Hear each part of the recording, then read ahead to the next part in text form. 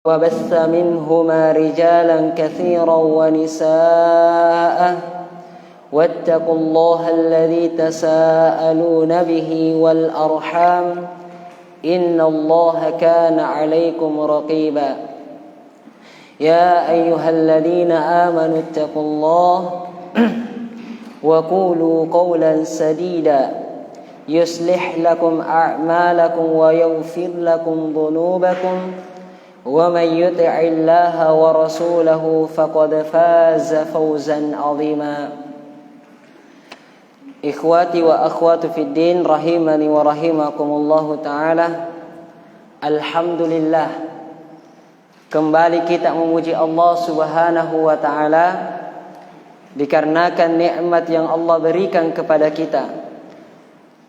Dan semoga dengan nikmat yang Allah berikan kepada kita ini bisa kita maksimalkan, kita manfaatkan untuk semakin mendekatkan diri kepada Allah Subhanahu wa taala, hingga menjadilah kita abadan syakura atau syukura, menjadi hamba-hamba yang bersyukur kepada Allah Subhanahu wa taala.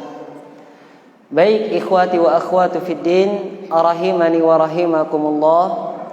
Pada pertemuan yang telah berlalu, kita sudah mengetahui tentang keutamaan ilmu dan keutamaan orang yang mempunyai ilmu, sehingga para penuntut ilmu tentunya cobaannya itu banyak, karena semakin tinggi suatu pohon semakin kencang pula anginnya, sehingga syaitan sangat bersemangat untuk menggelincirkan para penuntut ilmu. Karena ketika penuntut ilmu itu rusak, maka akan rusak semuanya. Kenapa bisa demikian? Karena penuntut ilmu adalah qudwah bagi lingkungannya, qudwah bagi keluarganya, qudwah di tempat dia bekerja, dan seterusnya.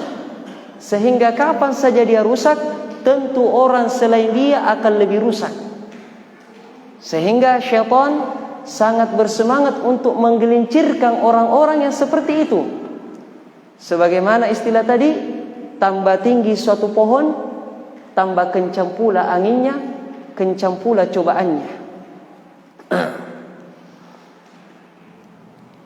Oleh karenanya, insyaallah kita akan menyebutkan di antara penyakit-penyakit yang wajib dihancurkan, dihilangkan oleh orang-orang yang berniat untuk menjadi penuntut ilmu. Baik, kata Syekh Abdul Aziz As-Sadahan hafizahullahu taala di halaman yang ke-18 di kitab saya, cetakan Madarul Qobas. Bagi yang punya kitabnya bisa dibuka di halaman 18. Baik, kata beliau, al-mu'awwiqatu an talabil ilmi, penghalang-penghalang dari jalan-jalan mencari ilmu. Kata beliau, al-mu'awwiqatul awwalu fasadun niyati, penghalang ilmu yang pertama yang disebutkan oleh beliau adalah fasadun niyati, rusaknya niat. Kata beliau, wan niyatu hiya ruknul amali wa asasuhu, wa idza takhallalaha khalalun aw dakhanun fa innal amala ya'tarihi minal khalali wad dakhani biqadri ma ya'tarihi an-niyata.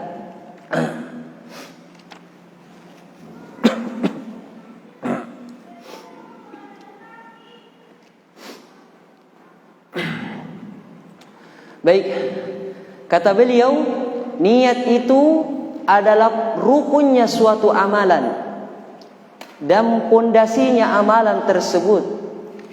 Apabila terjadi kerusakan pada niat atau ada kotoran yang mencacatinya, ya'tarihi minal khalali wad dakhani biqadri ma ya'tarin niyah, maka betul-betul kotoran itu akan masuk dengan sekadar apa yang mengotori niat tersebut. Baik. Jadi ikhwani fiddin wa akhwati fiddin rahimani wa rahimakumullah, niat itu adalah pondasinya seluruh amalan. Amalan apapun itu, dia adalah bentengnya amalan itu. Sehingga apabila terjadi kerusakan atau ada kotoran yang mencacati suatu amalan, maka amalan itu akan rusak tentunya. Oleh karenanya, ketika kita hendak untuk mencari ilmu, hal yang paling pertama yang harus kita lakukan adalah membersihkan niat kita. Karena dengan niat kita, suatu ibadah itu bisa tidak bernilai di sisi Allah Subhanahu wa ta'ala. Dan sebaliknya dengan niat, hal yang sebenarnya bukan ibadah secara zat, itu bisa menjadi ibadah di sisi Allah Subhanahu wa ta'ala. Oleh karenanya para ulama kita mengatakan, Rabba amalin saghirin tukabbiruhun niyah. Betapa banyak amalan yang amalan itu kecil menjadi besar disebabkan karena niat. Dan sebaliknya, rubba amalin kabirin tusaghiruhun niyah. Betapa banyak amalan yang tadinya besar menjadi kecil disebabkan karena niatnya yang tidak murni, tidak ikhlas kepada Allah Subhanahu wa ta'ala. Jadi misalnya saja ada orang yang tawaf 7 kali di Ka'bah, tetapi dia tawaf itu karena ada kontrak dengan jamaah haji misalnya atau jamaah umrah. Ini kamu tolong saya tidak bisa jalan, saya hanya bisa pakai kursi roda, tolong dorong kursi roda saya. Ada kontrak. Akhirnya dia tawaf 7 kali, tetapi niatnya bukan untuk tawaf sunnah, tetapi karena pekerjaannya memang seperti itu untuk dapat uang. Maka ini tidak ikhlas sehingga tidak mendapatkan apapun kecuali gajinya tadi. Bisa dipahami? Jadi niat itu betul-betul hal yang paling penting. Karena kapan niat itu rusak, maka rusaklah amalan yang disertai oleh niat tersebut.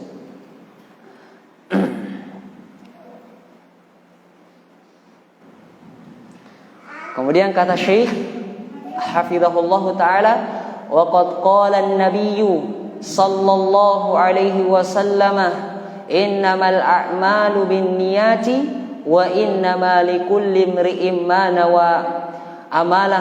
Amalan itu hanya sesuai dengan niat, dan setiap yang dilakukan oleh seorang itu tergantung dengan apa yang dia niatkan.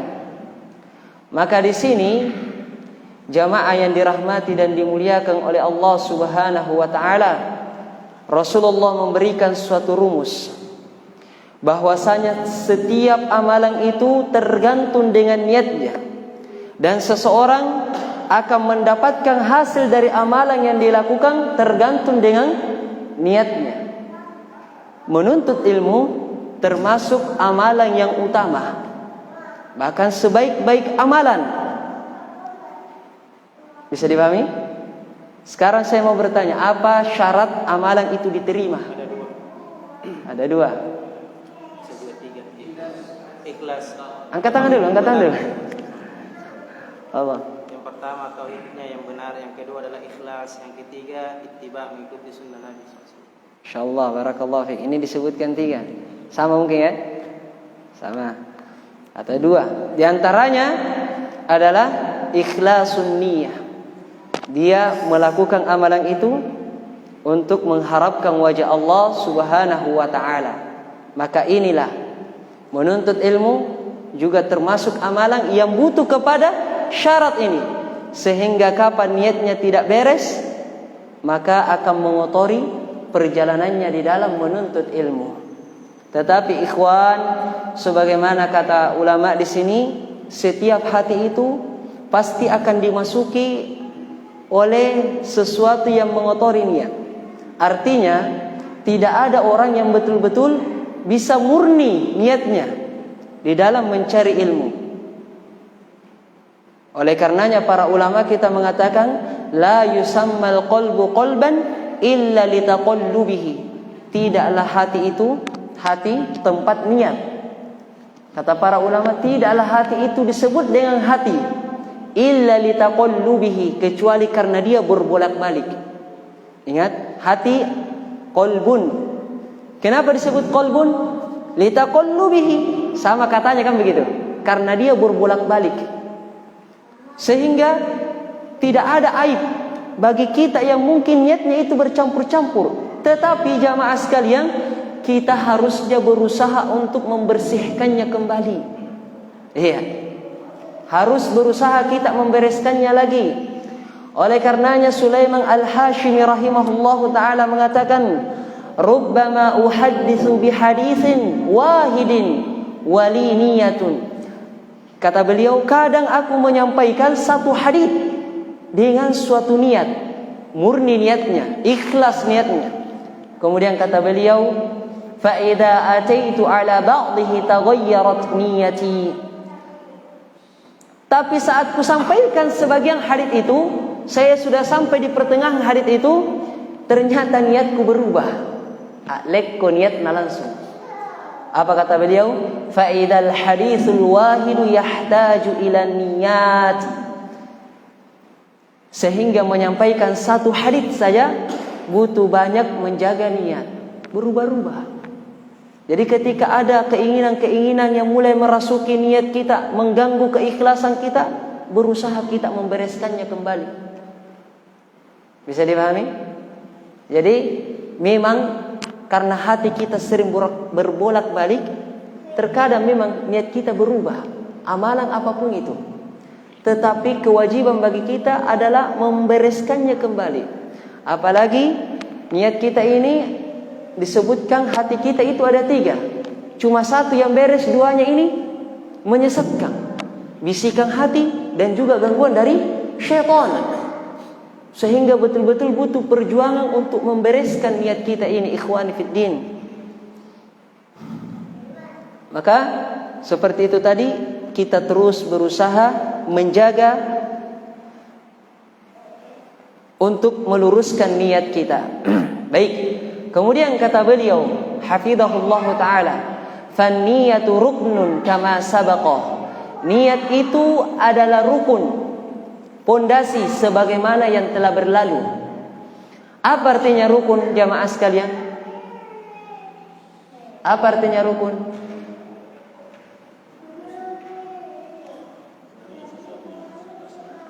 Sesuatu yang harus dilaksanakan. Baik, bisa. Kalau rukun ini tidak ada, maka tidak ada amalan. Sama dengan syarat. Hanya saja rukun itu ada dalam ibadah itu. Kalau dia tidak ada, maka ibadah tersebut tidak sah. Maka kata beliau, niat itu adalah rukun sebagaimana yang telah berlalu penjelasannya. Tidak ada solat kalau tidak ditegakkan rukunnya. Tidak ada zakat kalau tidak ada rukunnya. Tidak ada puasa kalau tidak ada rukunnya. Begitu pula di dalam mencari ilmu, tidak dianggap mencari ilmu kecuali harus mendatangkan rukunnya. Yaitu apa? An-niyah. Niat jamaah. Kata seorang penyair, dan ini syairnya Masya Allah, kata beliau, wal baitu la yubtana illa bi'amidatin wala imada idza lam tubna arkanu. Wal baitu la yubtana illa bi'amidatin. Sebuah rumah tidak akan bisa berdiri kokoh illa bi'amidatin, kecuali dengan tiang. Wala imada idza lam tubna arkanu. Dan tidak ada tiang kecuali harus ada dengan pondasi. Pernah lihat tiang bendera? Bisa enggak tiang bendera itu berdiri tanpa ada pondasinya di bawah? Bisa kalau ditancapkan. Tidak ya. Tiang bendera itu tidak akan berdiri. Masjid ini bisa enggak berdiri tanpa ada yang di pojok-pojok itu sebagai tiangnya? Tidak bisa. Tiang-tiang yang ada di pojokan itu bisa enggak berdiri kecuali dengan tidak ada pondasinya di bawah? Tidak bisa. Seperti itulah permisalan kedudukan niat pada suatu amalan. Kalau niatnya goyah, amalan itu juga akan goyah. Kalau niatnya tidak ada, amalan itu juga tidak ada, tidak dianggap. Tapi kapan pondasinya itu kuat? Misalnya di belakang pernah digali, semakin lebar, semakin dalam, semakin kuat, bangunannya pun akan semakin kuat. Seperti itu kedudukan niat dalam amalan. Iya. Kemudian kata Syekhu hafizahullah taala, fa idza kanat an-niyyatu mashubatun bi syai'in min al-lawthi ala ikhtilafi anwa'ihi min hubbi tasaddurin wa hubbi syuhratin aw tasannumi majalisa fa in hadha kafilun bi an yakuna hajizan mani'an fi tariqi sahibi tilka an-niyyati. Baik. Kata beliau, apabila niat itu dimasuki oleh kotoran-kotoran yang berbagai macam jenisnya, di antaranya kata beliau hubbu tasaddurin au hubbu syuhratin au tasannumi majalis. Ini kata para ulama adalah sabilil misal ala sabilil amsal, contoh saja. Artinya bukan hanya ini penyakitnya, tidak terbatas pada ini. Di antara penyakit yang kadang menimpa seorang penuntut ilmu, kata beliau adalah hubbu tasaddur. Cinta untuk menonjolkan dirinya. Suka menonjolkan dirinya bahwasanya dia adalah orang yang berilmu. Menonjolkan dirinya bahwasanya dia adalah orang yang bersemangat di dalam ilmu. Ini di antara penyakit yang membahayakan karena terkadang pelakunya tidak sadar. Kemudian kata beliau hubbu syuhratin, cinta dikenal, ingin dikenal bahwasanya dia adalah ahlu ilm. Ini penyakit jamaah. Harusnya kita berusaha untuk menjaga itu. Tidak ada salahnya atau tidak dipersyaratkan menjadi mulia di sisi Allah Subhanahu wa taala harus dikenal banyak orang, tidak. Belajar kita dari kisahnya Uwais ibn Amir Al-Qarni, orang yang di bumi tidak dikenal, bahkan di kampungnya tidak dikenal. Ketika meninggal pun tidak ada yang tahu dia meninggal, saking tidak dikenalnya dia. Tetapi terkenal di langit, terkenal di sisi Allah Subhanahu wa taala. Contohlah beliau. Oleh karenanya Imam Ahmad rahimahullahu taala, beliau mengatakan apa?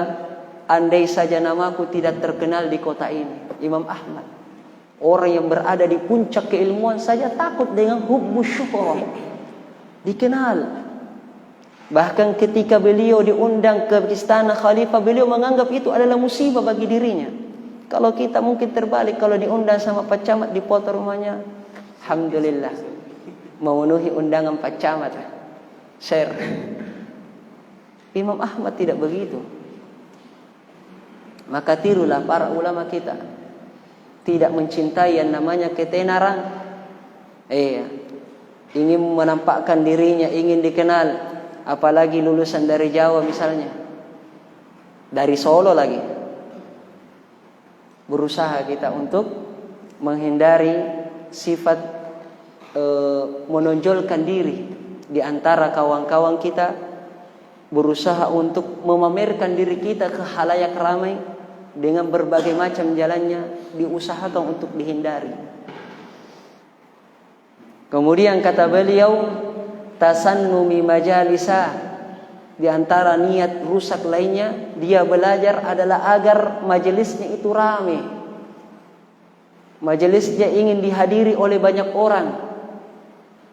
Itu niatnya, sehingga dia belajar adalah bagaimana nanti ketika misalnya dia berbicara banyak orang yang dengar. Dan ini adalah peringatan untuk antum dan untuk saya tentunya. Sehingga kapan majelisnya sedikit yang hadir, sedih. Ngapan tuh nah. Kalau ramai semangat. Orang yang ikhlas tidak seperti itu. Belajar kita dari Asy-Syaikh Al-Allamah Abdurrahman ibn Nasir As-Sa'di rahimahullahu ta'ala, ketika beliau membuka majelis kelas khusus membahas kitab Al-Qawaid Al-Fiqhiyah, kitab yang memang cukup berat untuk pemula, di mana majelisnya itu cuma satu orang yang hadir. Siapa beliau? Beliau adalah Asy-Syaikh Muhammad ibn Shalih Al-Utsaimin rahimahullahu ta'ala. Satu orang yang hadir. Padahal Asy-Syaikh Abdurrahman adalah ulama besar, kita semuanya kenal. Tapi ternyata ketika beliau membuka majelis, satu orang yang hadir. Tetapi itulah keberkahan. Mungkin dengan sebab itu jadilah Syekh Ibnu Utsaimin digelari oleh banyak ulama dan juga kita manusia biasa menggelari beliau dengan apa? Faqihuz zaman, orang cerdasnya zaman ini. Karena keikhlasan niatnya belajar. Dia tidak goyah, tidak loyo semangatnya gara-gara yang hadir itu sedikit. Begitu pula Syekh Bakar Abu Zaid yang digelari oleh sebagian orang Ibnul Qayyimnya abad ini apa? Ibnul Qayyimnya masa ini. Beliau juga belajar sendirian kepada gurunya Syekh Abdul Aziz bin Baz rahimahullahu taala. Jadi mereka hadir untuk ke majelis bukan karena niat-niat yang lainnya, tetapi murni untuk Allah Subhanahu wa taala. Sehingga dari sekarang ya ikhwan, perbaiki niat kita.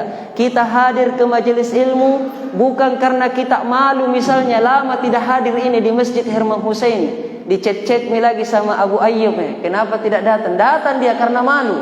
Jangan. Ataukah dia sekedar ikut-ikutan karena teman-temannya datang ke Masjid Herman Hussein, apalagi setelahnya ada makam Ba'uang, dia datang juga supaya bisa kumpul-kumpul rame-rame. Jangan. Barangkali yang kita ikuti, dia datang karena dia membutuh dengan ilmu, sedangkan dia mendapatkan bagian dari ilmu. Sedangkan kita datang gara-gara ikut saja dengan dia, tidak mendapatkan apa-apa. Wala takun ima'ah. Jangan jadi orang yang taklid, yang ikut-ikutan. Hadirlah di dalam majelis ilmu betul-betul karena ikhlas, mengharapkan wajah Allah Subhanahu wa taala dan menghilangkan kebodohan dari diri kita. Bisa dipahami? Baik. Alhamdulillah. Baik. Kata Syekh, fa inna hadza kafilun bi ay yakuna hajizan mani'an fi tariqi sahibi tilkan niyati. 3 contoh tadi, suka menonjolkan diri, suka dikenal orang, ataukah ingin majelisnya itu ramai. 3 sebab ini saja sudah cukup menjadi penghalang yang kuat bagi pemilik niat yang seperti itu terhalang dari ilmu. Sehingga ayah ikhwan, kita koreksi diri sama-sama. Barangkali kenapa kita susah paham ilmu? Gara-gara karena niat kita belum ikhlas.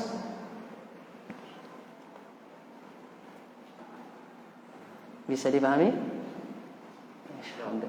Baik. Kemudian kata Syekh kembali, wan niyatu ya'tariha ma ya'tariha, lakin walladzina jahadu fina lanahdiyannahum subulana wa innallaha lama'al muhsinin. Niat itu pasti akan dimasuki oleh niat-niat yang tidak baik, pasti nih, karena sebagaimana tadi niat itu berbolak-balik.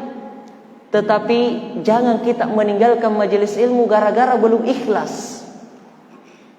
Ya, jadi tadi himbauan untuk ikhlas sekarang adalah jangan tinggalkan majelis ilmu karena belum ikhlas. Usahakan hadir saja, dipaksa dirinya untuk hadir. Iya, karena Allah Subhanahu wa taala mengatakan walladzina jahadu fina lanahdiyannahum subulana. Siapa saja yang berusaha keras memaksa dirinya kepada kami, kata Allah, lanahdiyannahum subulana, maka kami akan berikan jalannya sendiri. Pasti akan ikhlas suatu hari nanti selama dia memaksa dirinya untuk hadir. Wa innallaha lama'al muhsinin, dan Allah Subhanahu wa taala bersama dengan orang-orang yang berbuat baik. Perhatikan di sini, subulana. Allah akan berikan jalan. Subulana dalam bahasa Arab itu apa? Jamak. Jamak apa? Jamak mudzakkar salim atau jamak taksir? Siapa? Subulana. Jamak dari sabil. Berarti dia jamak apa? Jamak taksir. Masya Allah, barakallahu fiik. Artinya bukan hanya satu jalan. Allah Subhanahu wa ta'ala memberikan banyak jalan bagi mereka yang berusaha keras mengikhlaskan niatnya hadir di dalam majelis ilmu. Jadi jangan tinggalkan majelis ilmu ikhwan gara-gara belum ikhlas. Hadir saja dulu, paksakan untuk ikhlas, begitu saja. Nanti akan ada saatnya hati itu akan ikhlas dengan sendirinya. Bisa? Baik. Kemudian kata Syekh wa Sufyan Tsauri rahimahullahu taala, ala wara'ihi wa jalalati qadrihi yaqul ma 'alashtu syai'an ashadda 'alayya min niyyati. Adalah Sufyan Ats-Tsauri rahimahullahu taala, orang yang sangat wara. Apa itu wara? Wara. Sering dengar ini, ulama yang wara.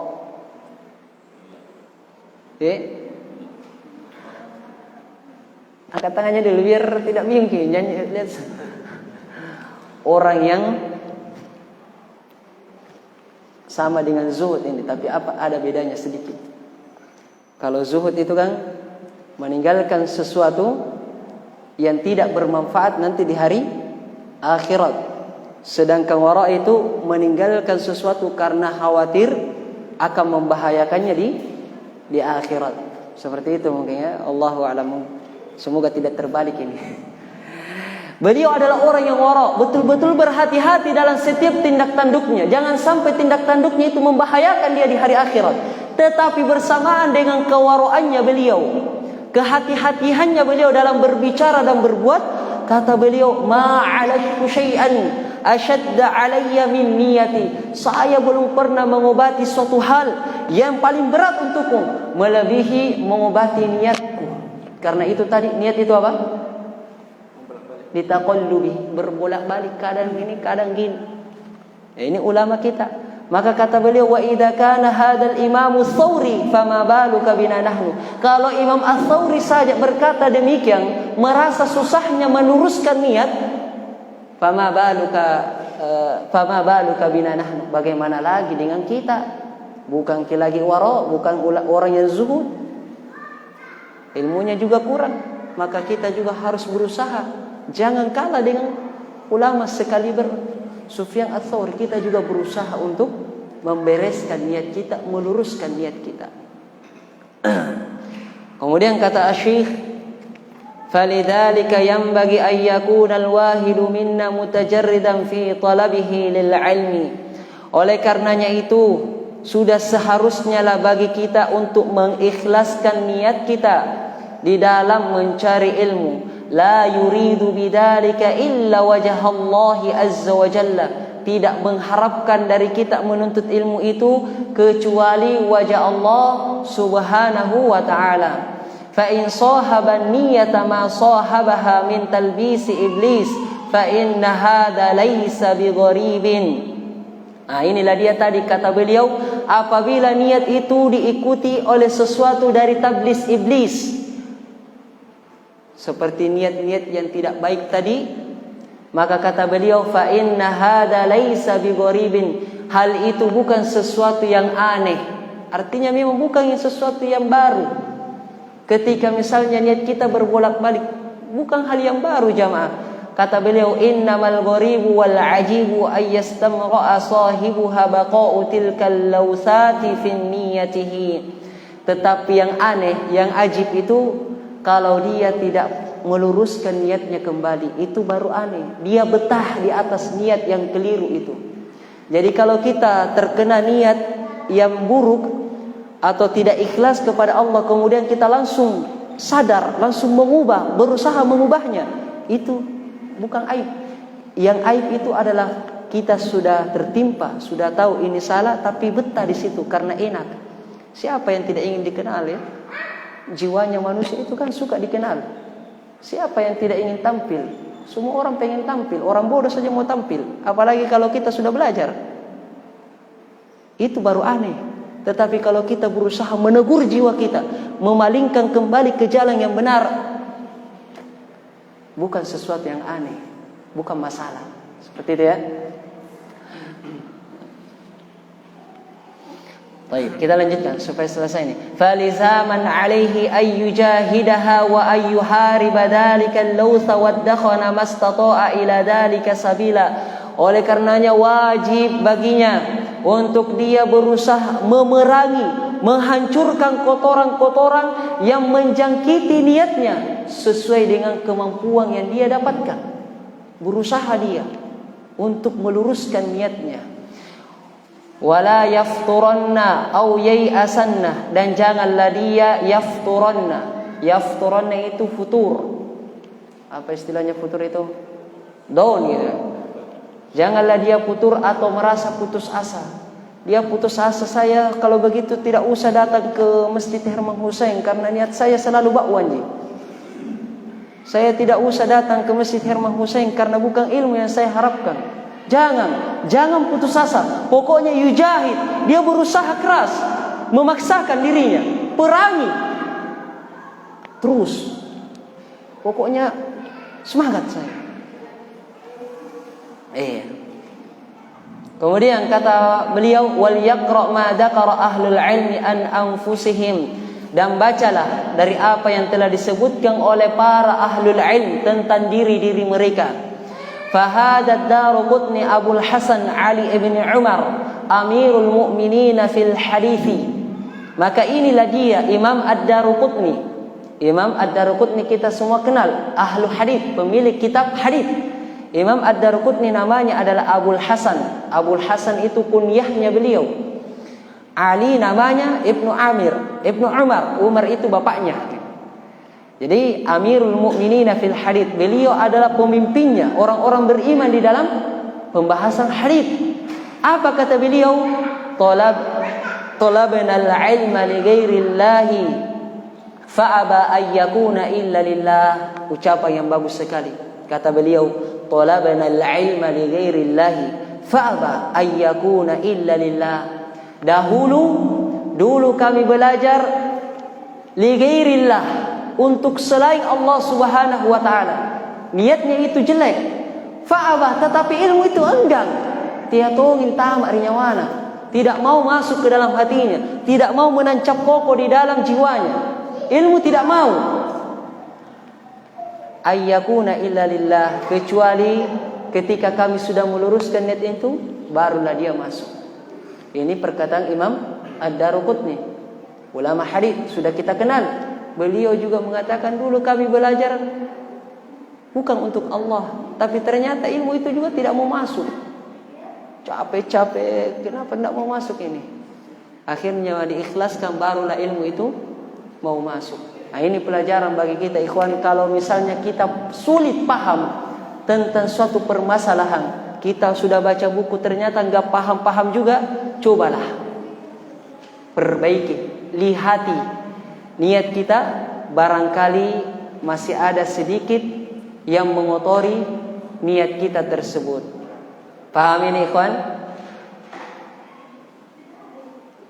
Paham? Fokus makin ke depan. Jangan dipalingkan dengan kotak amal. Adalah salaf kita di zaman dahulu, sering dikisahkan oleh guru kita bersama Syekh Zulkarnain hafizahullahu ta'ala. Ada orang dari Andalusia datang ke Madinah belajar kepada Imam Malik lewat segerombolan gajah. Di Madinah itu tidak ada gajah, sehingga kalau ada gajah kamatong kenrini puna cini kiperari dan lekang langsung kirian jutaan jana. Ada satu muridnya Imam Malik ini tidak mau memalingkan wajahnya. Ditanya, kenapa tidak mau keluar? Saya datang dari Andalus, kata beliau, dari Spanyol, bukan untuk lihat gajah, tapi untuk belajar. Nah, ini mungkin seperti inilah contohnya. Usahakan tetap konsentrasi. Kalau ada gangguan-gangguan kecil, ini bukan teguran ya, ini nasihat ini. Baik, kita lanjutkan. Jadi kata Imam Ad-Daruqutni, talabana al-ilma li ghairillahi fa'aba an yakuna illa lillah. Dahulu kami mencari ilmu bukan untuk Allah, tetapi ilmu itu enggan kecuali kita niatkan hanya untuk Allah. Yufassiru ba'dhum hadhihi al-maqalata bi anna at-taliba qad yakunu fi nafsihi haddun min hubbi tasaddurin, fa idza awwala fil ilmi wa qara'a an-nusus was-siyara wa ta'ammana fiha wa kana mimman arada Allah bihi khairan raddahu ila rushdihi.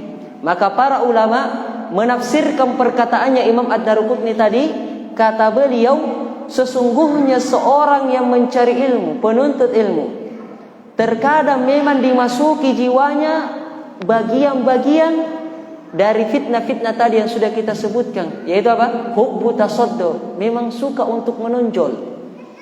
Tetapi faida awdhala fil ilmi, kalau ilmunya tambah banyak, dia semakin mendalami ilmu. Kemudian dia baca nas-nas, ayat-ayat, dia baca kisah-kisahnya para ulama, memperhatikan hal itu, kemudian dia tahu bahwasanya orang yang mencari ilmu itu adalah orang yang diinginkan oleh Allah kebaikan. Sebagaimana dalam hadis, apa hadisnya? La. Ada yang hafal? Hah? Ulang tadi?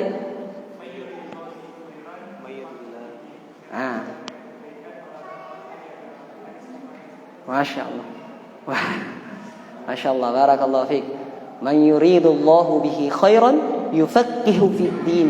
Siapa yang Allah inginkan kebaikan, maka Allah akan buat dia mempelajari agamanya, faqih di dalam agamanya. Dia tahu hadis itu, maka kata beliau raddahu ila rusydihi, akan kembali ke rel yang benar. Artinya tadi tidak ada memang aib bagi orang yang masih niatnya itu bercampur-campur. Jadi jangan dimaksudkan saat ini, wah saya belum ikhlas ini, biasa tidak mau datang lagi. Tidak, kita semuanya pasti menimpa hal itu. Pasti niat kita ada bagian dari sikap ingin dikenal atau niat-niat yang lainnya. Tetapi kata beliau, insya Allah kalau kita semakin mempelajari ilmu itu, semakin mempelajari hadis-hadis, mempelajari kisah-kisahnya para ulama, ada saatnya raddahu ila rusydihi, akan kembali ke bawah bimbingan yang benar. Bisa dipahami? Baik, kita selesaikan sisa satu baris. Walam yazidhu dzalika ta'ammunu illa ruju'an ila jaddati shawabi wal khair. Dan tidaklah hal itu perhatiannya menambah, kecuali dia akan semakin ruju'an ila jaddati shawab, dia akan kembali kepada kebenaran dan kebaikan. Semakin dia belajar pasti akan semakin baik. Oleh karenanya ada hadis yang kita kenal, pintu ilmu ada salah satu asbab, 3 jengkal. Jengkal yang pertama Pak, memang akan dia sombong gitu kan. Jadi sudah sifat asalnya kalau orang belajar pasti sombong, lebih unggul dari yang lain, merasa dirinya lebih mampu dari yang lain. Tapi kalau sudah sampai ke tingkatan yang ketiga, barulah dia akan merasa tidak tahu apa-apa, seperti padi semakin berisi semakin menunduk. Jadi jangan tinggalkan majelis ilmu walaupun niat kita belum ikhlas, itu intinya di sini. Tetapi berusahalah juga bagi kita mengikhlaskan niat, karena boleh jadi kita tidak paham-paham belajar, kita 3 tahun belajar, 4 tahun, 10 tahun belajar enggak paham-paham juga, barangkali niat kita yang belum beres, diluruskan itu. Amma idza kana mimman ghallaba hawahu wattaba'a syahwatahu fala yalumu illa nafsahu. Adapun kalau dia terkalahkan, terus berada di atas niat yang jelek itu, tidak mau dia ubah, tidak mau dia muhasabah, tidak mau dia koreksi dirinya, mengikuti hawa nafsunya, kata beliau fala yalumu illa nafsahu, maka janganlah dia mencela kecuali mencela dirinya sendiri. Karena dia tidak akan mendapatkan apa-apa nanti di hari akhirat, karena niatnya bukan untuk Allah Subhanahu wa taala. Baik, jelas ya?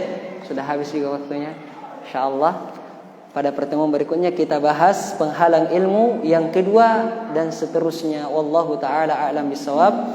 Naktafi bihadzal qadar. Subhanakallahumma bihamdik asyhadu an la ilaha illa anta astaghfiruka wa atubu ilaik. Wa sallallahu alaihi wasallam. Assalamualaikum warahmatullahi wabarakatuh.